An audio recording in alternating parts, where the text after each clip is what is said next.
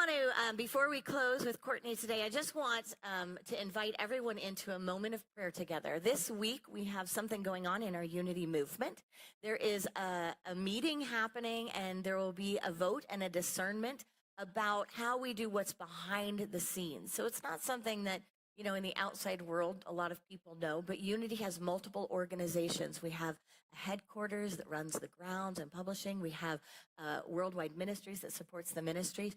And there is a proposal for a coming together to pool our resources together and to work in different ways. So I would ask you to pray for the ministers in Unity and the spiritual leaders in Unity.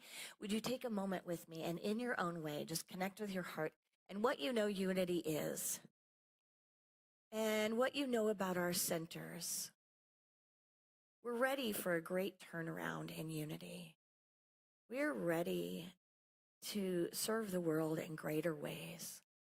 We're grateful that our message and our movement is now in doctors' offices and in yoga studios and in magazines and all over, that our affirmations have just spread like a gorgeous wildfire. And we are also here to lift up our spiritual communities so that we can be a spiritual home to those who are ready for unity.